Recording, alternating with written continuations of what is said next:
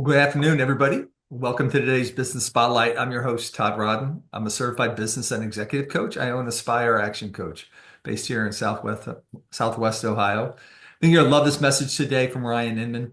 Really a story of somebody who has a deep passion for music and entertainment and had turned it into a thriving business focused on audio, video, and lighting production systems, not only in Ohio, but expanding into other states as well.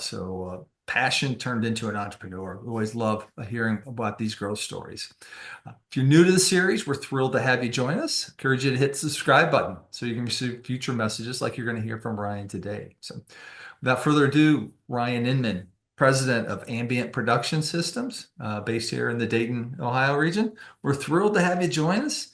Take just a minute, introduce yourself, tell us a little bit more about Ambient and how you got started in the business back almost a decade ago. Yeah, thanks, Todd. It's hard to believe it's been 10 years. But yeah, as you said, music has been a huge piece of my life. And, grew up, both my parents were musicians. They traveled in a Southern gospel band all across the state and beyond. So from a very young age, I was in the back of a van, piled up with equipment, instruments, and probably wasn't safe when you think back about the way that things are today, but it was fun nonetheless. And through that time, obviously as a kid, seeing a soundboard with blinking lights and knobs and faders, it's just I was immediately attracted to that end of technology. And then throughout school was also playing drums quite often through the school and some bands, and made a lot of friends that way. Coming out of college, I kind of had to decide, do I want to pursue the music thing or kind of look into the tech side of things. And I had some family members who had run a business and felt just like that was a really interesting thing to go after, entrepreneurship, and ended up studying business management Franklin University. Graduated in 2013, 2014. And by 2015 had started Ambient Productions kind of as a side hustle. So I was working at Honda full time right out of college, trying to get my feet under me and make sure that I had a good runway to land on once I was ready to jump into full time business ownership. So yeah, fortunately, just with time and a lot of hard work, kind of grew the live event side of our company into something that, at least at the time, felt like I could take it full time. I made the jump, and it was a really hard transition going from a good stable job, additional income, into all of a sudden now the business is supporting not just myself, but I had a young daughter at the time and a wife. So it was trial by fire, and I'm thankful for that time, but I also look back and just remember how hard it was, working 70, 80 hours a week kind of as the norm, and loading the trucks late at night, and doing the Yeah. all ends of the business, right? Like Yeah. you hear about with entrepreneurship. So fast forward years later, and I'm blessed to have a fantastic team. We have a warehouse and an office, and starting a new office in Florida, which has always been a dream of mine as well. I don't like cold weather. I know you and I were chatting earlier just about how cold it is today. So looking forward to getting that up and running so I can spend less time in Ohio when it gets cold like this. But yeah, all that to say, happy to be here today, and feel blessed to share a little bit of my story.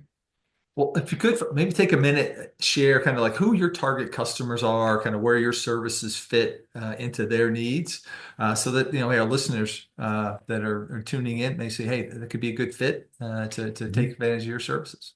Yeah. So as I mentioned, I kind of came from a background of church. And so just organically, that ended up being a lot of our customers in the early days.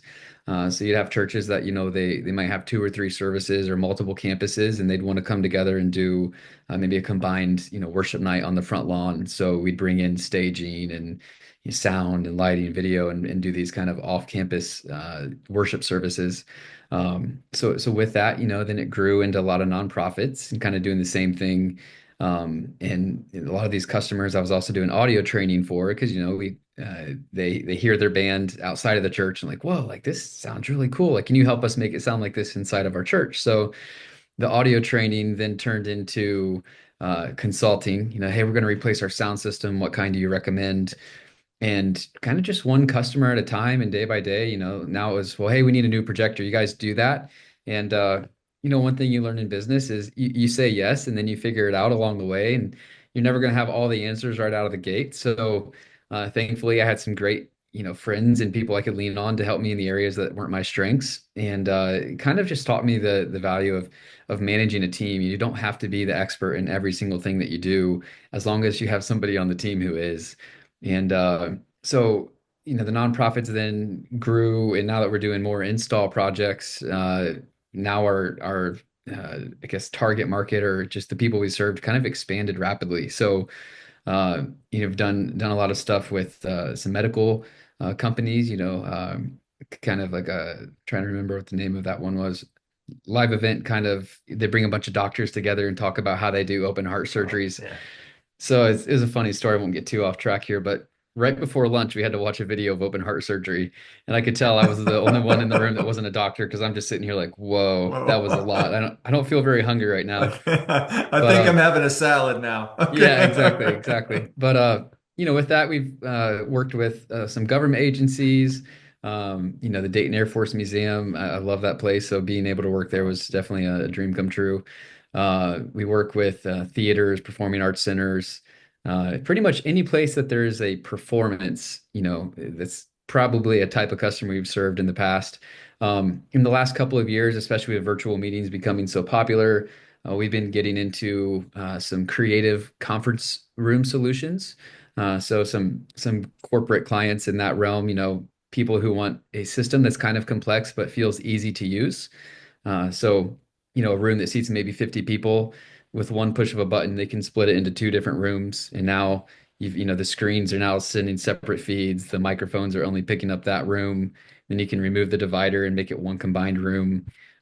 It's super complex, but it feels really easy to use because it's just a few buttons and, wireless transmission of your video and all that stuff. So, that's been the fun part, I think, of business is the business kind of grows on its own in some cases, and as long as you're bringing good solutions and support, the customer throughout the whole process and beyond, then uh, you can figure out a lot of things in the tech space that kind of all come around our core strength of audio, video, and lighting.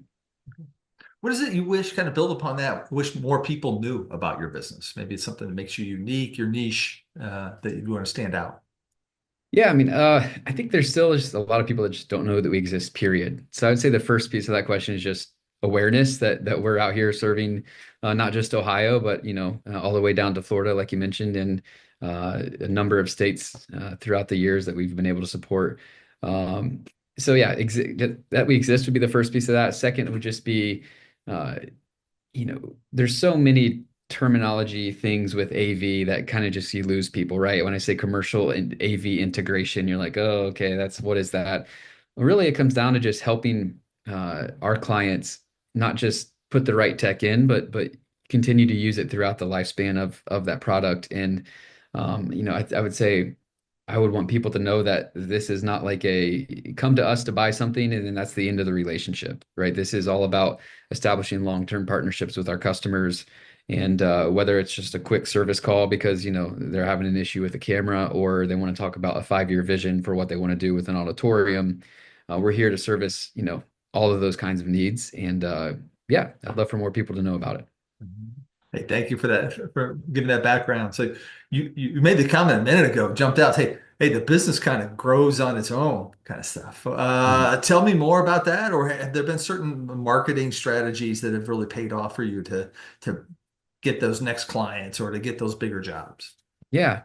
Honestly, year to date, we've been not year to date, I guess, since we've started the company, it's all been word of mouth, which it comes with some pros and some cons, right? So I would say our close percentage on jobs that are being referred is pretty high, which is nice because it takes a lot of time to quote some of these projects.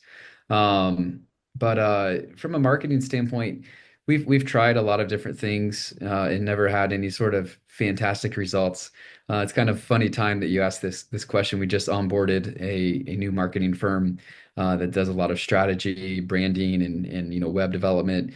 And I have my kickoff call with him pretty much directly after our time now. So I'm excited to see if we can get some results from a lead generation standpoint when it comes to this new firm. Hey, you're roughly 10 years into this, and you mentioned, hey, you started this out as kind of a side gig while you had another full-time position, but eventually made that big leap that so many entrepreneurs make, really, where you're 100% into the business. But I'm curious, during that time, what's been a big challenge that you recall that you had to overcome, and what did you learn from that? Yeah, I think with any entrepreneur, learning how to delegate is always a challenge. You're so used to managing every aspect of the business in the early days that uh, delegating is an art in and of itself. You have to refine the process first and then document it and train it and make sure that everything's happening. Uh, I would say a second challenge that just stands out, and I think a lot of people were impacted with COVID, and uh, our live event side of the business was pretty much shut down for a little while. So that was a little concerning. We had a really nice year booked with live events, and just within a couple of weeks, all that stuff fell apart. Thankfully, our team was already expanding in the integration field, designing and installing systems. So a lot of those same clients now they needed, help with virtual meeting spaces. They needed live stream solutions. If it's a church, pretty much every church in the US had to learn how to live Live stream stream. Yeah. in a short amount of time. Uh, and then, of course, supply chain became the challenge because you get everybody in the industry that now they need cameras, now they need video switchers. You're at a year to get some of this stuff, in the door. So I was really proud of our team. We actually doubled the size of our business through that time, and we're able to manage all that as safely and wisely as possible. It was obviously a really challenging scenario for everybody in the world, but we saw it as an opportunity and did our best to find where the needs would be once that all changed. Well, you mentioned, hey, you're bringing on a new marketing firm. So as you look forward, maybe that's it. Is what's the current challenge that you see in front of you that you're trying to solve? Well, there's obviously a lot of hype around tariffs right now, and I wish I could say that we were not impacted by that. But considering that 90 some percent of electronics come from China, it's definitely something we're trying to figure out and just kind of take day by day. Uh, I'm hoping this is a short-lived kind of thing where we just figure out what this new solution looks like. But just there are some projects that when the tariffs are in place, they become three times the price that they were prior, and it's just not going to work for people. So, doing our best to navigate that and protect ourselves as a business to where, we don't sell something that by the time that it's ready to ship is now, astronomically more expensive than it was, and we're on the hook for that. So, it's something that a lot of people are trying to navigate right now. Yeah. Oh, yes.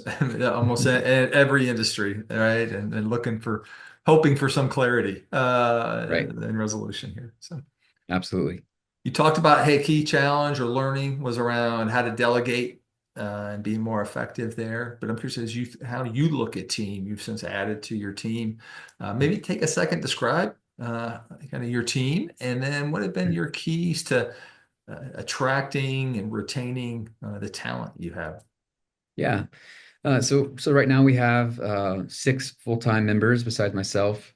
My wife is involved some as well on the administrative side and in strategy. So she's always the first person I go to when I have my next great idea to make sure that it's not just me getting overly optimistic about something.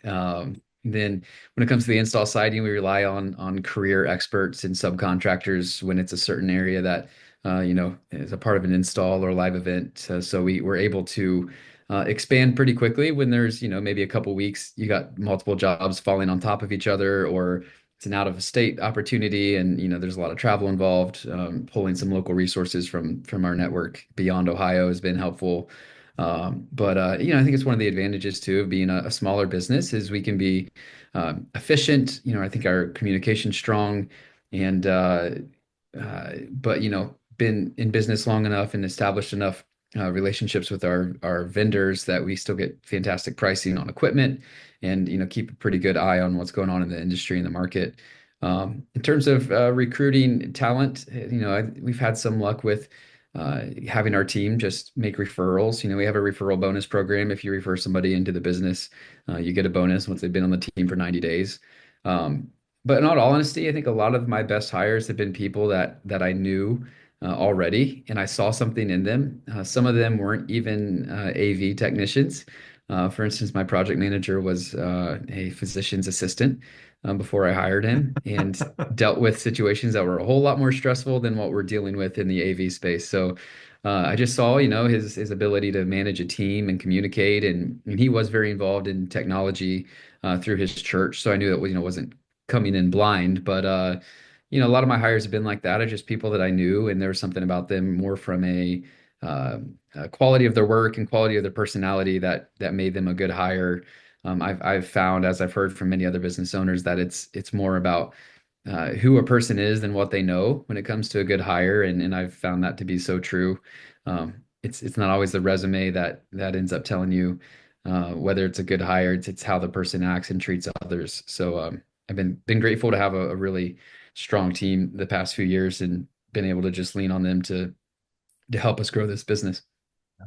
So, hey, 10 years in, curious, what's your dream vision for the business? If you look down the road, 5, 10 plus years, where do you see it going? Yeah, it's a really hard question to answer, to be honest. I constantly am trying to find myself thinking 5 years out, and I think one of those pieces is I want to grow the company from a geographic location. So Florida being this first kind of uh, stab at, expanding to an additional office. A lot of the design work and stuff is still done from our Ohio office, but when it comes to the sales and service side, it's being managed by, at the moment, one full-time employee we have down there, with the goal of, expanding that operation and building a building down there and starting to hire for a fully self-sustained Florida operation. And then once we've figured that out, because I'm sure it's not going to be an easy process, then hopefully documenting what went well and what some of those processes look like to continue opening additional branches throughout the U.S. Probably mostly on the East Coast, but that's kind of the 5 year dream is how do we take what we've built and replicate it into multiple other uh, locations and be able to serve a much wider geographical area. Hey, thank you. Impressive, right? Right. And again, I love the thought around, hey, you create the model, you document it, right? Now you've got something that's scalable as you move into other locations, right? So that's Yeah. near and dear to a coach's heart, right? Yeah. Also 10 years in, you look back, a lot of our viewers are a little bit newer in their Mhm. entrepreneurial journey, maybe a couple of years in. So, you know, looking back, what do you wish you knew then that you know now that have been keys to success? It's a great question. I think one thing that's been really helpful for me is calendar blocking and doing something where you basically start with your biggest priorities, put those on your calendar first, and plan things out in advance, and then let the other things kind of fill in from behind. Early on, I just remember feeling busy, always answering emails and building proposals and taking phone calls, and it's just like you can be really busy, but not really moving the needle strategically. And it's obviously really hard when you don't have employees to be able to step back and just focus on the business and not worry about the next little to-do list. But even now with the team and office and things going on a daily basis, it's still really easy to get caught up in the urgent, right? Where's this service call at, or what are we going to do about this problem? Why are sales down this month? What do we need to do to get that back up? And I've just found in the past couple of years, protecting your time is a really important aspect to actually growing a business. And it feels counterintuitive, when I stop attending some of those sales opportunities because I need to actually step back and talk about the plan for, the next quarter or whatever that ends up looking like from a strategy standpoint. You kind of have to retrain your brain to tell yourself, like, no, it's okay that I'm not a part of every one of these meetings. It's okay that I'm not on every, customer phone call because if I'm not growing and guiding the business, nobody is. And it's really easy to be busy and look up and realize that you haven't planned for something that was right in front of your face the whole time. So yeah, I think that'd be what I would have loved to go back and say, hey, you need to slow down and protect your time a little better. Yep, that most precious asset, right? Your Right. time, right? That they're not making any more of, right? And so Yeah. you make the most of with it. So love that. So I'm curious, has there been a book or two that have been influential in your journey, or a podcaster, or some leadership person that you follow that really has helped giving you good insights? Yeah. There's a fairly long list of people, just over the years with audiobooks and things. Right now, I've been listening to or reading Dan Martell's "Buy Back Your Time," which is kind of why it's fresh in my mind about protecting your calendar and You just planning. described it. Exactly. Yeah. A lot of the standards just with the mindset of growing a business and Think and Grow Rich, those kinds of books where it's not just about how to make money. It's about, strategically repositioning your mind to kind of think through what is it that separates the a normal job from somebody who's taken something and expanded it. And so much of it is a mental and emotional practice that you don't just learn overnight. And I still, have a long way to go myself of just uh, managing yourself under stress and thinking ahead, of the industry, thinking ahead of new opportunities. And I do enjoy reading and studying as part of this journey. Okay. Okay. Yeah, those are outstanding. Two examples there, both those books. So our time flies, Ryan, when we Yeah. have these conversations. So curious for our viewers, what are the best ways for them to stay connected with you and to follow and learn more about Ambient Productions? Yeah, so we are on pretty much all the major social media platforms. If you want to reach out directly, you can get us on our website, just www.ambient.productions. And if you want to reach us by phone, it's 937-265-0518.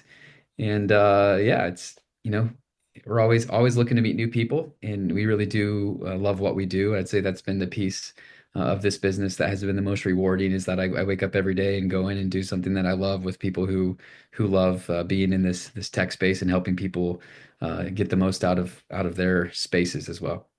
Okay. So as we wrap up, and I'll just echo here, I'll put my own shameless plug.